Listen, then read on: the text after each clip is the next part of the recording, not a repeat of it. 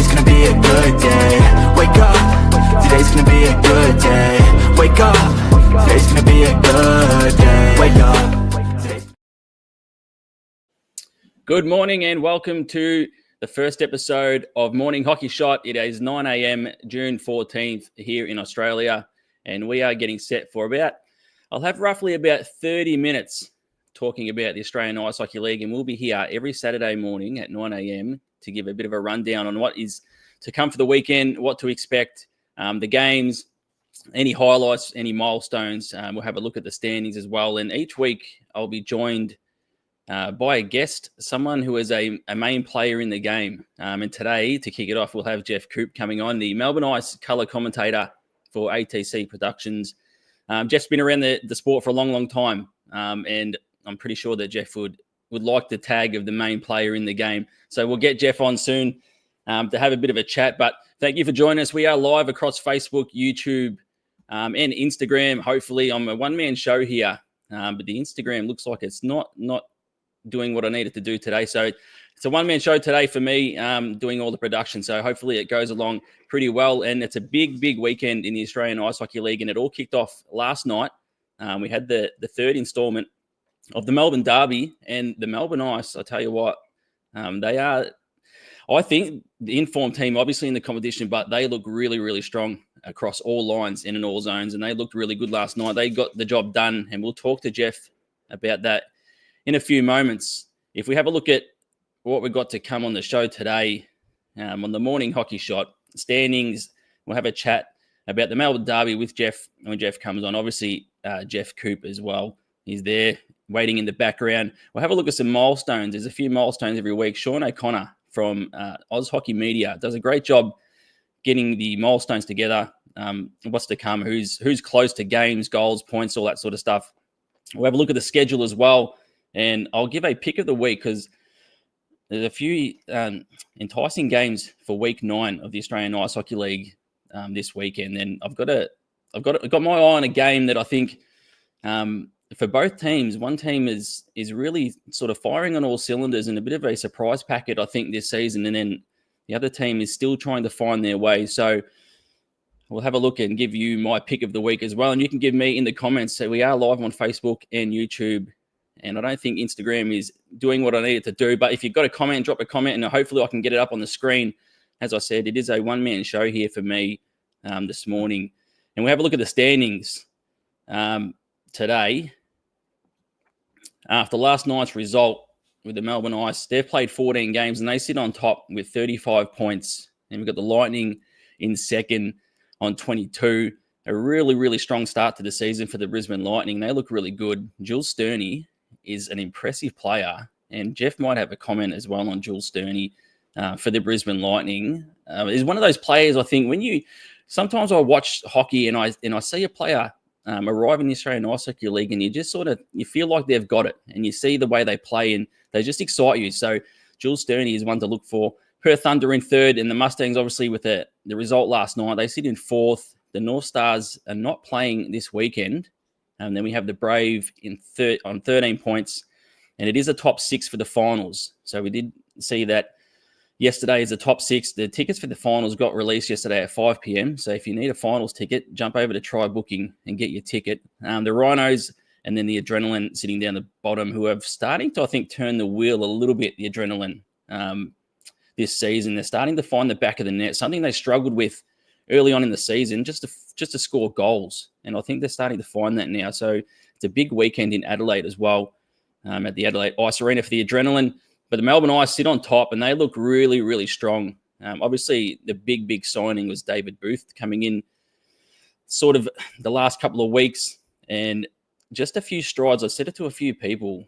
I don't think I've actually seen someone skate like David Booth. And I suppose it shouldn't be a surprise because he's played over 500 games in the NHL. He's had a 30-goal NHL season before, so the talent is quite clearly there. But coming in at 40 years of age, I didn't know what to expect. But the first 3 strides, he just picks up speed like I haven't seen before in this competition. And just adding to that forward core, it's a really, really good signing from the Melbourne Ice and Kerry Goulet, who has them firing on all cylinders. Still yet to lose in regulation. the Melbourne Ice, the only team in the competition yet to lose in regulation. So they look really, really good. So that is the standings after last night, and they've obviously got the rest of week 9 to come this weekend with 6 games across the 2 days, the Saturday and the Sunday across the country. So we do have Geoff Koop waiting in the wings, and I might bring him in now. We can get to talking about the rest of the weekend in the Australian Ice Hockey League. Geoff Koop, Melbourne Ice commentator, welcome to the first episode of the Morning Hockey Shot. No, it's a pleasure to be on and an honour as well. And thank you for making me the first guest of what is hopefully going to be another fantastic instalment to the hockey media landscape in this country. Yeah, I hope so, mate. I'm glad to have you on. We've got a comment in the chat already. One of your good pals, Michael Clough, Geoff Koop, better be talking about the people's goalie. Yes, Brian McKenzie, our third in the commentary booth, but some would say the best looking and the most experienced, and probably the person that's the person that should talk about the game the most amongst the three of us in the Ice broadcast. He came in about a minute and a half in the third period last night and looked fantastic. You know, he plays himself down as a goaltender, but I tell you what, he looked like the best goalie out there in that third period. He made a couple of fantastic saves against David Booth as well. There's a save he made last night, which we will be breaking down on the broadcast this afternoon, because there's a lot to break down about this save. He's a very humble man, is Brian, but 9 saves off 10 shots, and the shot that the Ice scored off was a fantastic bar-down shot from the middle slot. It's going to be very hard to save those, but he came in, looked fantastic, looked ready to go. A consummate professional. Would have been eating about 3,000 lolly snakes before he went in as well. So he would have been really full and sugar and hyped up. But yeah, looked fantastic coming in. And that's probably the best the Mustangs looked last night. It was a very poor showing by the orange side of town. I was talking to a friend of mine last night, and we were talking about David Booth. And when you've got something like that bearing down on you as a goaltender in the Australian Ice Hockey League, I think it either go one way. You're either going to shit the bed, or you're just going to embrace it and basically embrace the moment and say, okay, I've got this former NHL player bearing down on me. Let's get to business. Yeah, and you could see Seb Woodlands wasn't necessarily overawed by the situation last night. The goal Booth scored was really slick, and that's the only way to describe it. The dangle from the back end of the forehand to bring it round Woodlands and pot it in on the 2-on-1 breakaway shorthanded. You know, there's not going to be many goalies that can save that, and it's not as if it was a shot that you think, oh, well, if Kimlin was a net, he would have saved that as well. It just was something that goalies get scored on, and you know, that's going to be scored on 9 goalies out of 10 in this competition. The big thing for the rest of the competition to note is, and I found the Mustangs were a bit overawed by the situation as a whole. So as a team, when Booth was out there, they were hyper aware of him, and they weren't really focusing on the rest of his line. The rest of his line is really good. Mackenzie Caruana and Tyrone Bronte, they're fantastic players, and Tyrone Bronte has really come on and leaps and bounds this year. You talk about Booth skating, and it really was impressive. You talk about those first couple of steps, and I'll mention it in a moment. But Tyrone Bronte's skating has really come along in the last couple of years. His turn of speed is really quick, and it's showing because he's turning defenders around. He's making them unaware of their sort of situation and where everything else is, and it throws everything out. So to have a line like that, especially when you've got a bloke like Mackenzie Caruana, who's really smart, knows what he's doing, knows how to play the game, it's a dangerous, dangerous line. You can't be hyper-focused on one player. You've got to be aware of the entire line. And too many times last night, the Mustangs were pre-aware of Booth, then hyper-aware of him when he was on the ice, and then sort of stuck in this fog of being like, oh, okay, well, we dealt with that. He's off the ice. We can sort of calm down again. And before they knew it, they were back on their heels and back in their own zone. Yeah, absolutely. And Tyrone Bronte coming back from Michigan Tech, you can really, really see what that time spent in Michigan Tech has done for Tyrone Bronte. And throughout that college campaign, you could see Bronte involved in goals and assists. But seeing Bronte in the flesh looks like it's just improved and gone to another level. Oh, it really has. And we're seeing this now more and more of these local kids that are going away to the States or to Canada or to even Europe, and they're coming back polished players, and they're looking really good. You've had Tom Harrow go away for a little bit, debutant for the Brave. He's looked really good in coming on leaps and bounds. You know, even players that have been overseas in previous years and then come back. You know, even players like Darcy Flanagan, very much maligned around the league for his on-ice antics, and he does a job for the Adelaide Adrenaline. But his hockey per se has come a long way from going overseas and coming back having learned things. And we're seeing now more and more that the kids are now more willing to go away, have, you know, sacrifice the summer, go away, have a good winter, learn a lot from a lot of other people, and come back and look really good and look really strong. And that's only going to mean really good things going forward for our national teams. And I think every team, there is a spot for someone like Darcy Flanagan. Might not be everyone's cup of tea, but just plays on that edge, maybe steps over the edge sometimes. But hey, that's sport, I think, and I think that's hockey. That happens. We do have a comment as well in the chat from Corey Gatina from all the way from Minnesota, talking about Brian McKenzie. The glove save he made was one of the best of the season.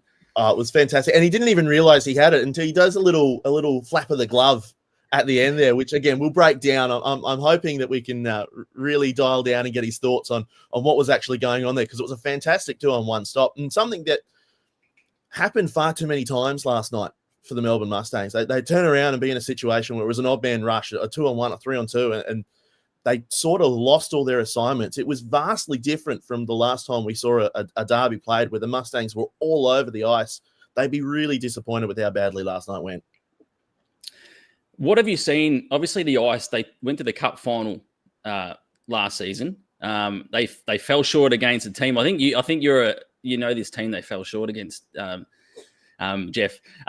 What do you see from the Melbourne Ice this season that you think looks a little bit different to what you've seen from the commentary box last season or the seasons before? I was very impressed a couple of weeks ago against the Thunder, and they've got the Thunder tonight, and it's going to be a fantastic rematch of what was a couple of weeks ago.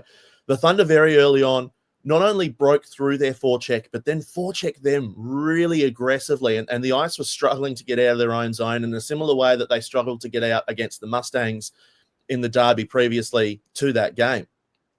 Their ability to change on the ice and realize that the tactic they had wasn't working, they needed to switch to something else. They needed to find a different way to break out. They needed to find a different way to get through the neutral zone, or maybe even just break the game up. Send a couple of blokes out, cause a bit of mischief, get a bit of power play time, so it automatically starts in your attacking zone so that you don't have to try and break it out. You're already there. You can just try and score the goal from there. Their ability to think on their feet has improved, and that just takes time. You can't really train that per se. That's just time on the ice, time with each other, time in the game. Their forecheck is something to behold. It really is. That they suffocate teams trying to get out of their own zone. And they're able to take that on the road this year. So their games against the Rhinos and Newcastle on the weekend, again, that they were just making sure that they were having a hard time coming out from the back through neutral ice. It was really difficult. And it's something that Kerry Goulet seems to have tried to instill in them over the years, because if you go back to the year before last year, 2023, when they didn't really have a great season until right at the end, towards the end, they were just outscoring teams 10-9, 11, whatever. There was massive, huge rugby scores. Defensively, it just wasn't there. And one of the things that really shot them up the standings last year was their ability to stop teams defensively. Now, it helps when you have one of the best goaltenders we've seen come to our shores in Tatsu Ishida. He's going to bail you out if you make a defensive mistake. But what we're seeing is the Melbourne Ice suffocate teams and sort of hamper them all the way up the ice, that when they get into that position to take the shot, they're already buggered. You know, they've had a hard time getting into that position. And so the chance isn't really what you want it to be, and it really isn't how you'd want it to end up being. So you're making a shot through traffic. You're taking a shot through the blue line just to get a face-off so you can get some zone time. And that's really causing teams problems. So they've just got to figure out how to make sure that forecheck isn't broken down. And when it is, how they need to change that as well going forward. Because against Perth were getting through that forecheck. So they had to find ways to change it up and sort of adjust their tactic. They're not necessarily sending just one every time or just two every time. They're changing it up depending on the situation. So it's a player-by-player thing. It's showing that they're sitting down during the week and really focusing on how they're going to forecheck. Yeah, and Perth Thunder, they play a really physical game. You were talking about the Melbourne Ice defensively, and it was one of the things that I'd noticed this season. I feel like they're across all zones. They're a lot more. What's the word? I suppose stable is not the word. More they're not so much offense heavy, I guess. Across the board, they've got a more level team. And I think they've also got a bit more physicality and size to them. And whether or not that is someone like a Vinny Hughes coming in late in career, but knows how to play, can be sort of that physical presence as well. Do you see the same that I see, a more level squad across all zones? Yeah, look, Jeff Solo was a fantastic defenseman for them last year, but he was offensively minded and he was always looking to get into the attack, take the shot. And that's not to say that Sebastian Burkholdt isn't offensively minded, but he's very aware of his defensive duties and what he needs to do. And he's a fantastic D-man. He lays the body. He makes sure that he gets in the passing lanes before it becomes a shooting lane. His defensive mind and his awareness is fantastic. And you pair that with basically this core that the Ice have put together. So you've got Michael McMahon, who's come across from the Mustangs, and he's looking really, really good for them. He's wearing the A now. He wore that last night. He looked really good. Jacob Laver's coming on in leaps and bounds as well as a young defenseman. Vinny Hughes was, again, fantastic last night. Just broke everything up. I don't know where he's found the extra go in his legs, but, you'd never guess that he's had umpteen dozen years off from the game. It looks like he's been playing for the last 5-6 years. The Ice as a core defensively are just better. And I know that doesn't seem like very good analysis, but it's just sort of how it is. There's no real one thing that you can, aside from the fact that they're not always looking to be the fourth and fifth forward going forward when they're in the zone. They're always there for a shot if you need it, but they're not necessarily pushing too far. They're not necessarily losing their assignments like they have been. One of the big things that the Ice was struggling with was giving up a 2-on-1 situation, and then there was always a free man at the back post to just tap it in. Far too many times that was happening. That's happening a lot less now. It does happen every now and then. It just happens in this sport. But what you're seeing is a team that's a hyper aware of its defensive assignments. And if someone makes a miss on that, there's someone there to clean it up. Or they just make it work. There'll be a late stick in, or there'll be a late lunge, or they'll just take an angle. And if you do enough when you've got a goaltender like Tatsu Ishida, you're going to be able to help him out even just a little bit for him to be able to make that save. And there was a couple of moments last night where the Mustangs did get in behind, but either there was a last-ditch effort or they were able to do enough that Ishida could make the save and they could clear it out. Yeah, absolutely. We have a couple of comments as well. Sean O'Connor from Oz Hockey Media, loving the Saturday morning hockey chat. Also, Vinny Hughes has been brilliant this season. Totally agree. It looks like he's never left the AIHL. Jess Calder, a Melbourne Ice member, friend of mine, McMahon, has done an incredible job just stepping into our defense this season. And Coffee, Ice Blue Line doesn't panic anymore like they did during 22-23. And that's 100%. a big thing. That's a huge thing, that Ice Blue Line. And that also comes with experience. Nathan Kachia, Jacob Laver, they were young players back then. And you don't necessarily foot a lot of blame on those young players necessarily making a mistake at the blue line because they're young, they're learning this. You can't expect everyone to step in the league and be ready to go. That's just not how it is, especially in this country. They need time, they need experience, and it's showing that they've had that time and experience and that it's growing even more. Yeah, I think the Australian Ice Hockey League has gone to a different level where you can't just throw the young guys into the deep end anymore. I think the level of play has just gone up to that extra notch now. Tatsu Ishida, are you surprised how good he has been stepping straight into the AI? Like, I thought, after the first season, I thought maybe it was just first season, here we go, just impressing, all that sort of stuff. I thought maybe the next season could see a dip, but has just picked up where he left off.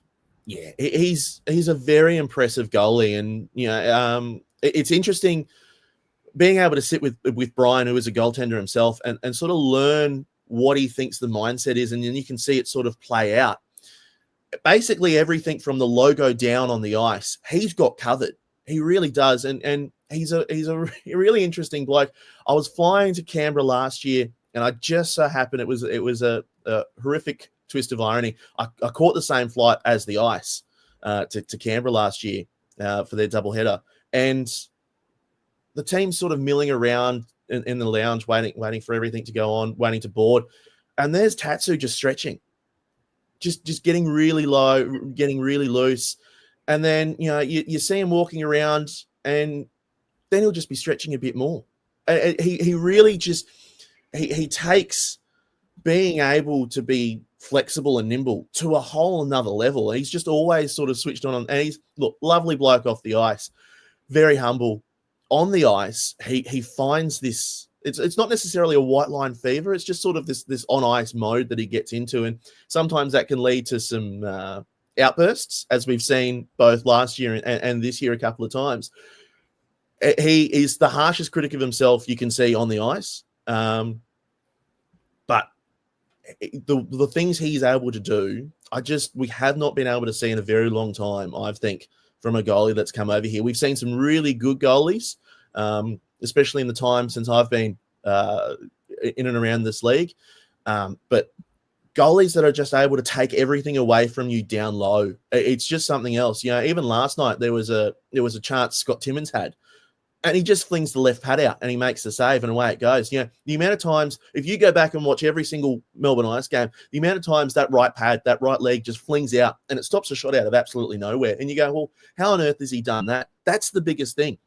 His ability to just figure out down low, I've got it. It's not getting past me. You're not going to beat me down low unless it's, takes a horrific deflection or there's a breakdown at the back and I'm just not there. That's the biggest thing that I found. And, he didn't have a great winter in America, and he left that early. But to come back the way he is, he still very much is, I would say, the number one goaltender in this country at the moment. The stats all but back that up, especially with the eye test. It's just hard to see someone that is just able to make the same amount of stops. You're looking at goalies like Anand Oberoi for the Central Coast Rhinos, who makes a lot of impressive stops, but he also has to stop 50, 60 shots a game. So eventually, through the law of averages, a number are going to get through. Whereas if you've got a really good goaltender like Tatsu Ishida, who can make you saves on top of what you're already expecting him to make, plus a defense helping him out, it makes it look even better. And I think he'd be the first person to say that as good as he is a goalie, his defense is helping him out as well. Absolutely. Dave Eastham in the chat, 2025 Melbourne Ice are a lot more disciplined. Totally agree. Sean O'Connor, love Ishida's personality on the ice, adds to the drama of the league and shows that players are not robots, they are people. Totally agree, Sean. Drama is good, as I put in my Derby article this week. And Corey Katina, the save actually led to a breakaway. That was the big glove save. I am joined by Melbourne Ice colour commentator Geoff Koop. I know I've got you on here to talk about the Melbourne Ice, but I know you got to shoot off as well. I just want to get you to give me a quick comment. You were at AIS Arena, the new rink for the Canberra Brave. Give us your thoughts. What was it like? How did it look? And what does it mean for the Brave?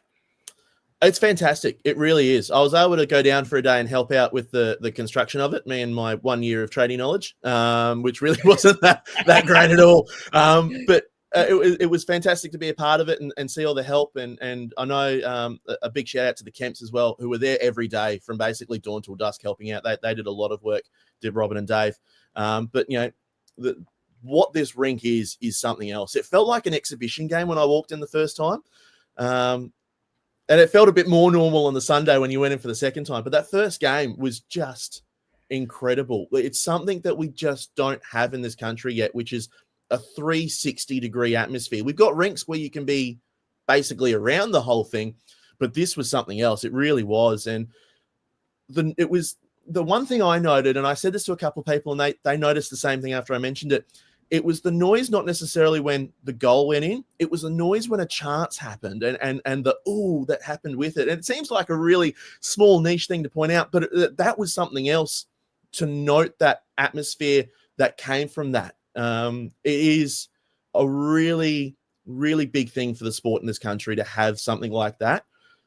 Can they host finals there? Well, they're not this year, obviously. It is still a smaller rink than the Icehouse sheet. And that's just purely because of the confines of that arena. You can't make it any bigger than what they've got it. It would be very interesting to see two neutral teams go on there and play in a final scenario. And that's obviously up to the league next year with what they want to do with finals. If you're looking at the facilities around the rink, the Icehouse probably has a better setup in terms of hotels, eating establishments, location. But if you're going to look at the pure number of people you can fit in. Well, there was 3,000 people there on the Saturday night, and that was awesome. And if you're going to have 3,000 people over a weekend on a Friday, Saturday, and Sunday, that'll be even better. So the league's obviously going to look at that, but purely from a league standpoint, and going from Phillip, where you jam in as many as you can, and probably jam in a little bit more than what you should. It was just something else. It really was. It was just. It took me a whole game to sort of adjust from having done 10 or so years going to games at Phillip and everything that sort of went with that into what felt like a real arena. And that's not to say anything bad about Phillip. We all know what the Brave Cave is. It had that character, though. It was the home of the team, and the team made it as such, and the fans made it even more. This feels like something you'd walk into the States or Canada and walk in and be happy with. And I can't wait to see what the management have in store in terms of making that experience even better, because there's a lot more they can do. And they've got a contract there that means that for the next couple of years, they'll take the rink down at the end of the year. They'll rebuild the rink. What more they can do in terms of, the lessons they learn going forward and working with the AIS, because you can tell that, the AIS, it's a down period for them during the winter. They don't have a lot going on there. And, sadly, whether you want to or not, musical acts don't exactly, look at a map of Australia and go, Canberra, I'm going to take my tour there. So, this is great for them in terms of that means they've got something going through the winter like they do in the summer with the Canberra Capitals. How much they embrace it as well. That's going to be important, is the AIS need to embrace this and realise you've got a strong fan base in Canberra that has a hunger for hockey. It has a hunger for the good atmosphere, and how they can work with management and making that a really good experience for everyone.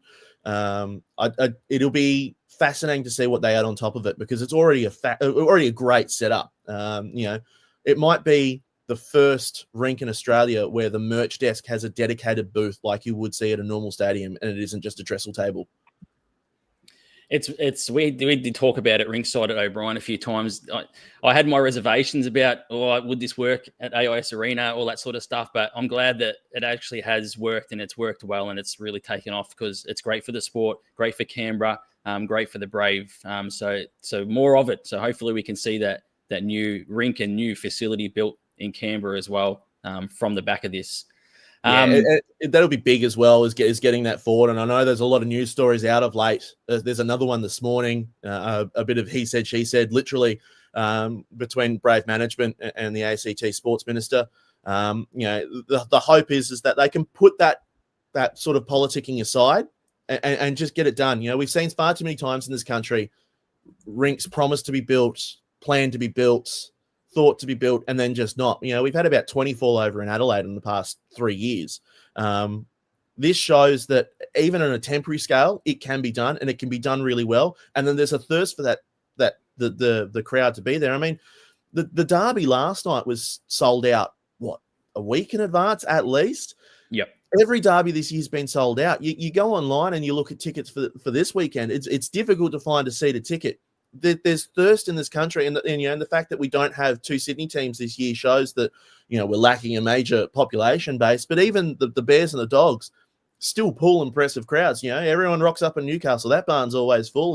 Perth, they hang them from the rooftops at some stages to get them in. There's a thirst in this country for hockey. There's a thirst in this country for good rinks, and for there to be a situation where you've got improved seating, you've got the ability to have that full 360 crowd experience. It just needs to be done. And I understand they're expensive, and there's a lot in the news at the moment about building new stadiums, especially in that places that they don't think they necessarily need them or need a roof or any of that sort of carry on. But we're not talking about building a 30,000 seat stadium in downtown that's going to cost $1 billion and all that sort of. The money is there if you want it to be, and the thirst is there if you want it to be. Off the back of building a new rink, it means hopefully we'd be able to actually host Worlds and host other tournaments as well, because it doesn't just need to be the men's 2A or 2B competition. The women are there as well, and the women go to even further reach places that you've never heard of before. And the junior tournaments, well, sometimes those places aren't even on atlases or maps, and you go and search them and it's some little town off the road. So the money that comes in after you've put that initial spend out to build it, you eventually make that back and then some. So there just needs to be a bit of future sight in seeing what's going on there. Yeah, absolutely. Totally agree. I'll end on this one with you, mate. There's a comment here from Sean. Cannons back in the future. AIS is a perfect example of multi-purpose facility incorporating ice sports in Australia. Totally agree, Sean. It's really good to see. I know you got to shoot off, mate, but thanks for jumping on. For the first episode of Morning Hockey Shot. Hopefully this builds into something that people can get around first thing on a Saturday morning, grab a coffee, listen to some hockey, jump in the chat, and get prepared for the weekend. But Melbourne Ice colour commentator Geoff Koop, thanks for jumping on this morning, mate, and enjoy the call today. No worries, and thank you to everyone, and I hope to be on your screens this evening from about 4:45, and yes, we've got a big breakdown of Brian's glove save that I think everyone's going to enjoy. Look forward to it, mate. Cheers. Thank you. There he goes, Geoff Koop, colour commentator for the Melbourne Ice, part of ATC Productions. I hope you enjoyed Geoff coming on and talking about the Melbourne Ice and a little bit of AIS Arena as well.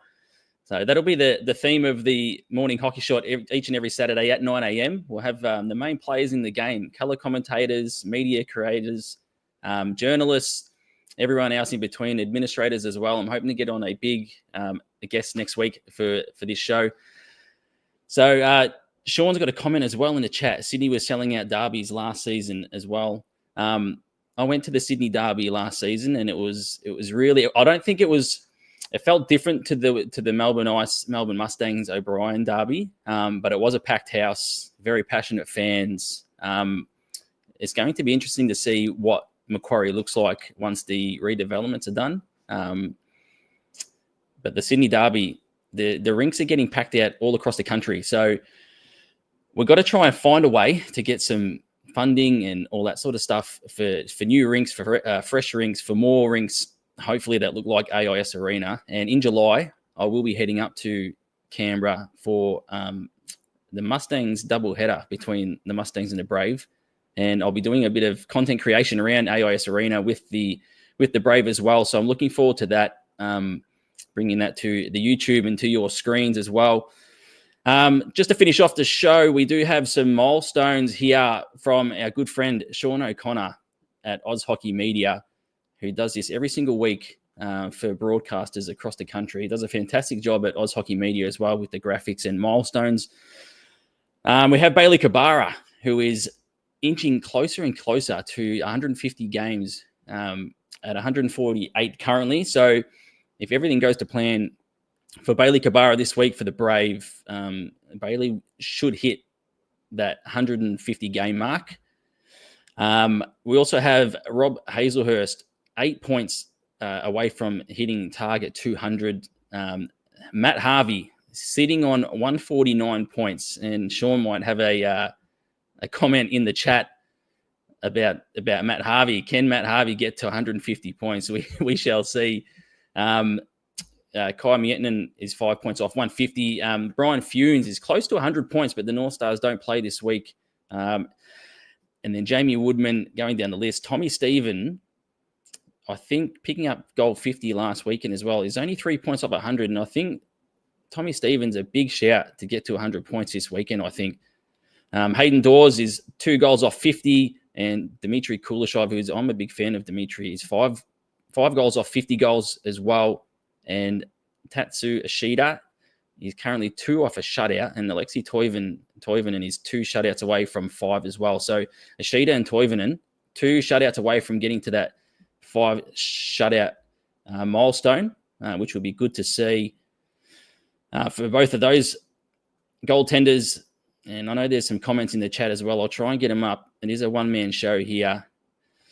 As Sean said, most teams could have 3 to 5K stadia. And I actually totally agree, Sean. I think that most teams in the Australian Ice Hockey League could fill out a 3 to 5K stadium each and every week. It might not be, if there's 2 home games on a Saturday and a Sunday, they might not get the sellouts both games, but I really, really feel like there is a hockey culture here that would get out and support it 100%.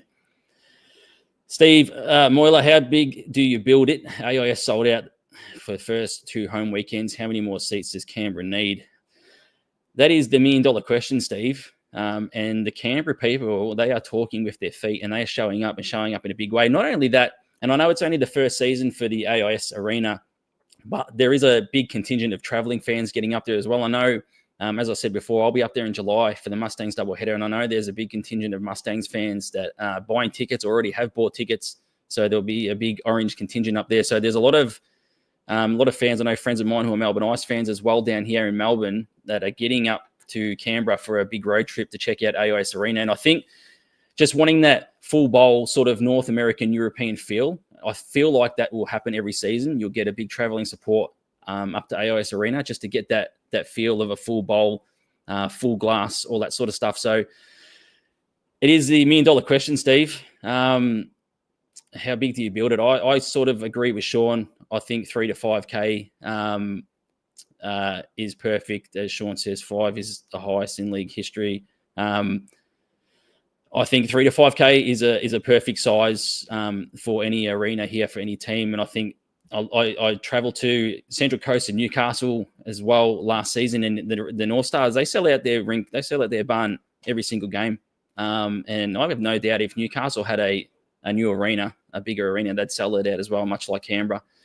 As we look at the schedule now heading into this weekend, week 9 of the Australian Ice Hockey League, after last night's game, that's not on there, the Friday night game, the Ice won 7-3 over the Mustangs. We have the Thunder travelling back down to O'Brien Icehouse to face the Melbourne Ice on Saturday and the Mustangs on Sunday. The Brisbane Lightning, they'll travel to Canberra to face the Brave for a doubleheader at AIS Arena. And the Rhinos against the Adrenaline at Adelaide Ice Arena will round out those games. My pick of the week for this weekend, for week 9, I'm picking the Lightning and the Brave. I think the Lightning have gone off to a strong season. And as I mentioned earlier, I'm impressed with Jules Sterney, but I feel like the Lightning have been building over the last few seasons to be in the position that they are. And it's going to be a big test now going to Canberra, because I feel like the Canberra haven't hit their stride yet. I think Canberra is still finding their way. Obviously, we've spoken about AIS Arena a fair bit this morning. They've got the new rink, but I feel like the Brave are still trying to find their way this season. So I think the Lightning and the Brave is going to be a big matchup in the Australian Ice Hockey League this weekend. So that is my pick for the weekend's games. I think those two games will be absolutely outstanding, and it wouldn't surprise me if they're high scoring as well. We have seen the Lightning on their home deck score power play goals, shorthanded goals, and everything in between. So it would not surprise me if the Lightning and Brave doubleheader game at AIS Arena is very, very high scoring. Drop a comment in the chat. Let me know what games you're looking forward to this weekend. If you've got a game of the week or a pick of the week off the schedule, just let me know. I can get up on the screen before we finish off the show. And let me know if you like Morning Hockey Shot every Saturday morning at 9 a.m. A quick glance at the Australian Ice Hockey League and the weekend ahead, the games, milestones, and even a derby on the night before. And we've only got one more Melbourne Derby to go this season in a few weeks. As the Melbourne Ice, they currently lead at 2-1 across the 4 games of the Melbourne Derby this season. Big thank you to Geoff Koop for jumping on, the Melbourne Ice colour commentator as part of ATC Productions, giving his insights on the Melbourne Ice this morning, and also being at AIS Arena up in Canberra, what he saw, what he felt. We are live on Facebook, YouTube, and Instagram every single week, Saturday at 9 a.m. This will also go out in podcast form on Spotify and Apple. So if you can't tune in live, it will be on Spotify and Apple Podcasts for you to listen to in podcast form at a later date. For people in the comments, thank you for jumping on and leaving your comment there and getting involved. It is a one-man show, so I'm doing all the production here, the graphics, the changing of the scenes and all that sort of stuff. So I'm doing the best I can as a one-man show. I do have Corey Katina in the chat here. I think the Mustangs v Perth game Sunday is going to be one to watch. Mustangs coming in on a bit of a skid. They are close in the standings. They're both going to be looking to get an edge on the other. Totally agree, Corey. It'll be an interesting game, especially the last time these two teams played. The Perth Thunder really got the business done against the Mustangs at O'Brien. It is the Melbourne Mustangs Pride game as well, so please get out and support the Pride game. I'll be there taking some photos and getting involved and checking out the action. Absolutely totally agree, Corey. It's a big, big game in the scheme of the season for these two teams. They want to stay close to the top, obviously. Sean O'Connor, loving it, mate. Thanks, mate. Thanks for the milestone graphic as well. And Sean O'Connor will be coming on this show at some stage as part of Oz Hockey Media. Does a lot of good work, content creation, all that sort of stuff. So thanks for jumping into the chat, Sean. That is it for me for this week. Short and sharp show. Just go through the schedule, some milestones, all that sort of stuff. Get a guest on, have a bit of a chat, and then wrap it up. Enjoy your weekend, enjoy your hockey wherever you are going, whatever rink you are heading out to. If you're playing, I'm playing hockey this afternoon at 5:15. If you're playing, enjoy it. And I'll see you next week on the Morning Hockey Shot, Saturday at 9 a.m. Bye. Wake up, today's gonna be a good day. Wake up, today's gonna be a good day. Wake up, today's gonna be a good day. Wake up, today's gonna be a